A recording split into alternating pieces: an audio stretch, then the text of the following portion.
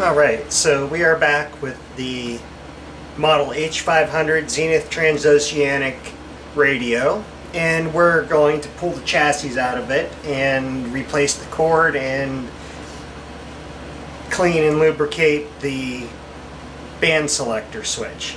First thing we're going to do is just remove the antenna connections, and that should be all that needs to be removed. I already removed the knobs, so we don't have to worry about that.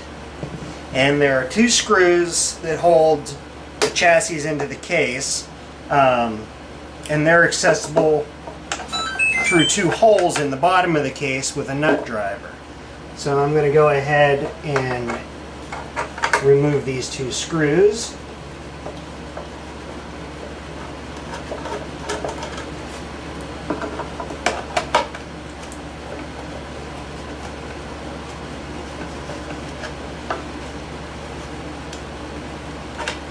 And we should be able to pull the chassis out. Should. I don't know if it'll clear. It's not going to clear the antenna. We're going to have to remove the whip antenna as well.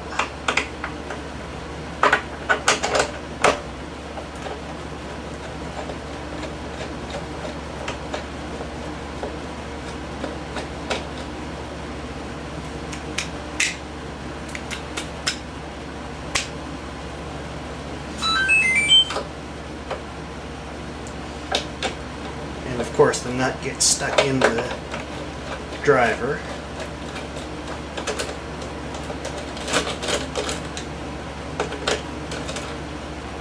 Alright. Now the chassis should just lift right out. But it appears to be held in with something else. Or it's stuck. Oh, no, it was just stuck.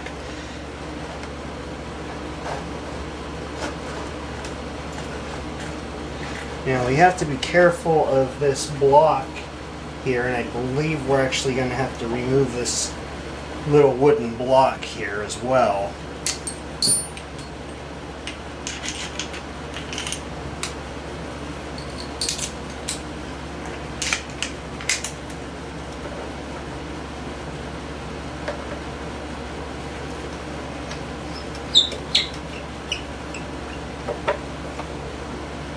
Alright, now we'll be able to just lift it right out.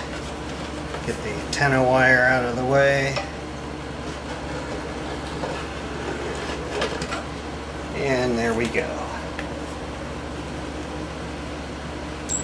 Alright, now we'll get the case out of the way and start to work on the chassis.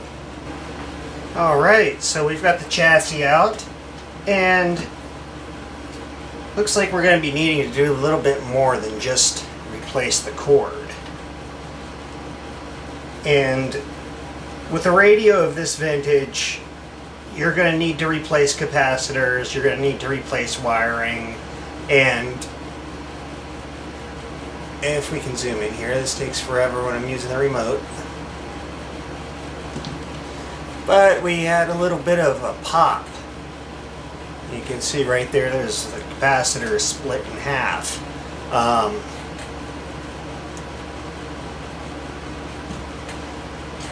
So I'm going to have to order some capacitors here, and since that one popped, chances are the rest of these here probably aren't far away. And there's a couple other ones in here, electrolytics, and the main filter capacitor right here. So this is actually going to end up being a series of videos to rebuild this entire radio. And the other thing, we have a selenium rectifier right here, which it's a good idea probably to replace that while we're in here. So we're going to end up cutting this short, and I'm going to have to place a couple orders, and we will be back sometime with follow-up videos of replacing all the components in this. So yeah. I was hoping for a little bit more in detail, but I'm not going to go ahead and replace the cord when I've still got all that other stuff to replace. So there we have it. Zenith Trans-Oceanic model H500. Yeah, thanks for watching.